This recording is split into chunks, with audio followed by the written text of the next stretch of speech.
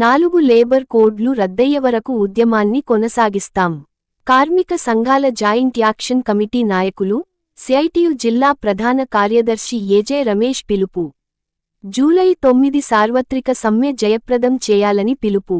NG road, Rudrampur area GM కార్యాలయం ముందు Singareni contract కార్మిక సంఘాల జేఏసీ ఆధ్వర్యంలో ధర్నా.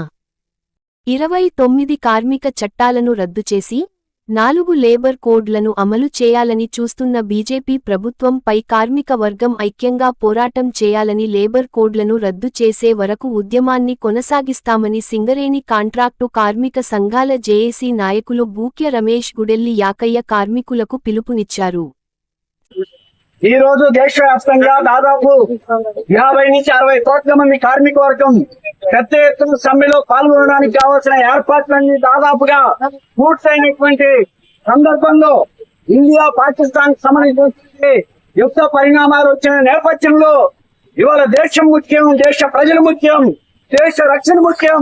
ఆ దేశంలో ఉన్న 145 కోట్ల మంది ప్రజల్లో భాగంగా ఉన్న కార్మిక వర్గానికి కూడా కార్మిక హక్కులు, చట్టాలు ఎంత ముఖ్యమో ఈ దేశ రక్షణ కూడా అంతే ముఖ్యమని చెప్పేసి భావించి తాత్కాలికంగా ఈ రోజు జరగాల్సినటువంటి సమ్మెని వాయిదా వేస్తూ జూలై 9వ తారీఖున కేంద్ర కార్మిక సంఘాలు, ఉద్యోగ సంఘాలు, స్వతంత్ర ఫెడరేషన్లు నిర్ణయం తీసుకున్నాయి. ఆ మేరకు ఈ రోజు దేశవ్యాప్త సమ్మె జరగాల్సిన సందర్భంలో నిరసన కార్యక్రమాలు తెలియజేయాలని చెప్పేసి పిలుపువేయడం జరిగింది. అలాగే స్వతంత్రోద్యమంలోనే కార్మిక వర్గానికి చట్టాలు ఉండాలని జరిగినటువంటి పోరాటంలో భాగంగా 44 కార్మిక చట్టాలు వచ్చాయి.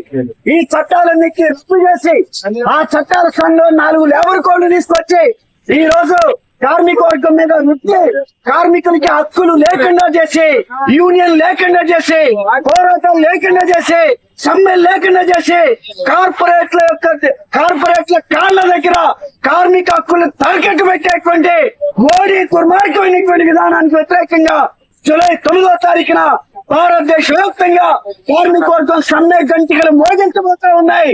ఈ సమ్మెలో మనందరం కూడా మళ్ళీ పెద్ద ఎత్తున ఏర్పాట్లోకి వెళ్లాల్సినటువంటి అవసరం ఉంది. ఈ లేబర్ కోడ్లు 2020 మేలో పార్లమెంట్ లో ఆమోదించారు. 20వ సంవత్సరం నుంచి 25వ సంవత్సరం దాకా వాటిని అమలు చేయడానికి నరేంద్ర మోడీ ధైర్యం చేయలేదు. దీనికి కారణం ఈ మధ్యలో 2 దేశవ్యాప్త సమ్మెలు జరిగింది.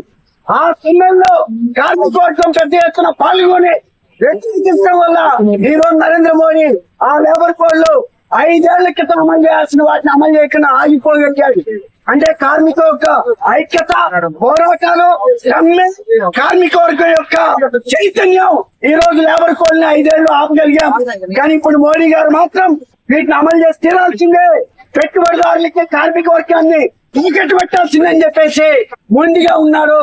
దానికి వ్యతిరేకంగా దేశవ్యాప్త సమ్మెకి జూలై 9వ తారీఖున మనం అందరం సిద్ధం కావాలని చెప్పేసి మీ అందరూ విజ్ఞప్తి చేస్తూ సెలవు.